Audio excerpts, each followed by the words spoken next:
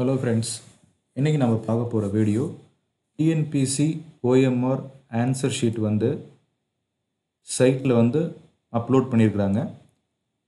இது sample OMR sheet. இதை பற்றி இன்னைக்கு இந்த வீடியோவில் நம்ம பார்க்க போகிறோம். இந்த serial number, name of the candidate, register number, subject, centre, avenue, date and session, உங்களுடைய பேர், உங்களுடைய ரெஜிஸ்டர் நம்பர், உங்களுடைய சப்ஜெக்ட்டு, எந்த சென்டரில் எக்ஸாம் எழுத போகிறீங்க, சென்டருடைய அவென்யூ அதாவது சென்டருடைய அட்ரஸ்ஸு, டேட், எந்த டேட்டில் அந்த எக்ஸாம் வந்து கண்டக்ட் பண்ணுறாங்க, ஃபோர்நூன் செஷனா இல்லை ஆஃப்டர்நூன் செஷனா, இந்த டீட்டெயில்ஸ் எல்லாமே வந்து பிரிண்டடாக வரும்.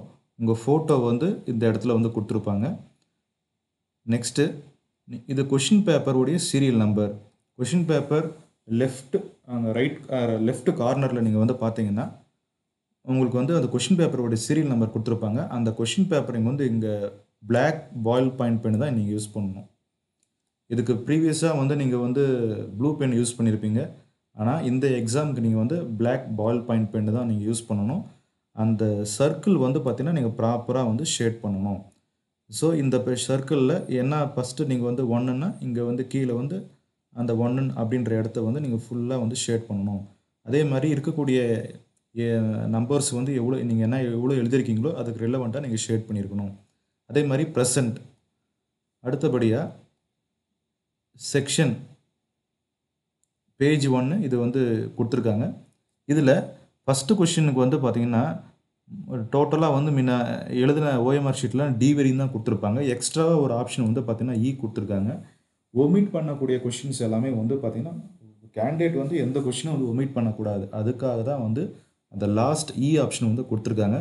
சப்போஸ் வந்து ஏதாவது ஒரு கொஷின் வந்து ஒமிட் பண்ண போகிறீங்கன்னா அந்த கொஷின் வந்து சரியாக உங்களுக்கு தெரியலன்னா அது பெட்டர் நீங்கள் வந்து இ தான் வந்து ஷேட் பண்ணுமே ஒழிய இந்த கொஷினை வந்து விடக்கூடாது.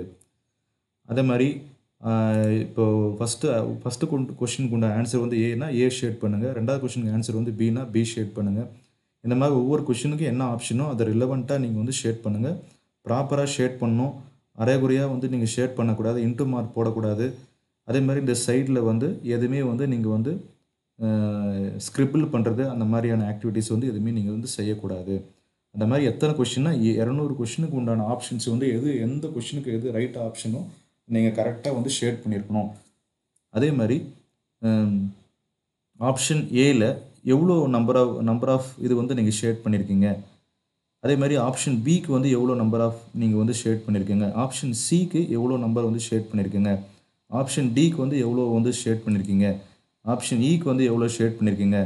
இது வந்து எந்த காலம், இந்த காலம் ஃபஸ்ட்டு காலமில் வந்து இருக்கக்கூடியது எல்லாமே வந்து நீங்கள் கரெக்டாக வந்து இங்கே இந்த பாக்ஸில் வந்து நீங்கள் நம்பர் வந்து என்டர் பண்ணிடணும். அதே மாதிரி செகண்ட் காலமில் ஏ ஆப்ஷனுக்கு வந்து எவ்வளோ நீங்கள் வந்து அதாவது வந்து நீங்கள் ரவுண்ட் பண்ணியிருக்கிறீங்க. பி ஆப்ஷனுக்கு வந்து எவ்வளோ நீங்கள் வந்து ஷேட் பண்ணியிருக்கீங்க. சி ஆப்ஷனுக்கு வந்து எவ்வளோ ஷேட் பண்ணியிருக்கீங்க. டி ஆப்ஷனுக்கு வந்து எவ்வளோ ஷேட் பண்ணியிருக்கீங்க. இ ஆப்ஷனுக்கு வந்து எவ்வளோ ஷேட் பண்ணியிருக்கீங்க. அந்த மாதிரி டோட்டலாக 200 கொஸ்டினுக்கும் காலம் வைஸாக ஏக்கு தனியாகவும் பிக்கு தனியாகவும் வந்து நீங்கள் இண்டிவிஜுவலாக வந்து இங்கே எழுதணும். இண்டிவிஜுவலாக வந்து எழுதுறங்க ஏ, அதாவது ஃபஸ்ட்டு காலமில் ஏ அதாவது வந்து 10 ஃபார் எக்ஸாம்பிள் நான் சொல்கிறேன். செகண்ட் காலம்லேயும் வந்து பார்த்திங்கன்னா 10, மூணாவது காலம்லேயும் வந்து 10ன்னா அந்த 030 அப்படின்னு சொல்லிட்டு ஏ காலமில் நீங்கள் வந்து இங்கே எழுதியிருக்கணும். அதே மாதிரி பி காலமில் வந்து எவ்வளோ எழுதியிருக்கீங்க.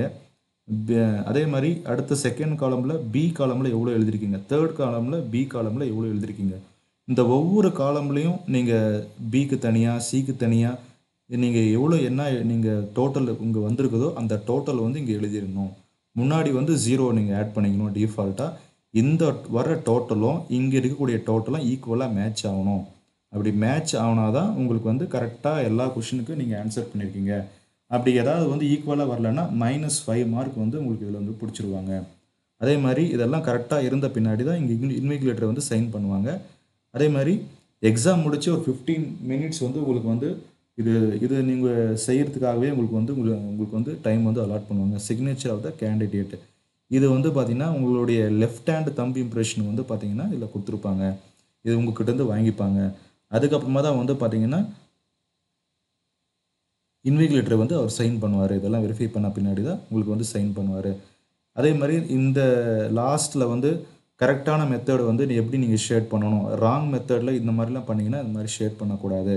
ஃபைனலாக இந்த இன்ஸ்ட்ரக்ஷன்ஸ் எல்லாமே நீங்கள் படித்து முடிச்சுட்டு பின்னாடி லாஸ்ட்டாக வந்து உங்களோட சைன் வந்து நீங்கள் வந்து இதில் வந்து சைன் பண்ணணும்.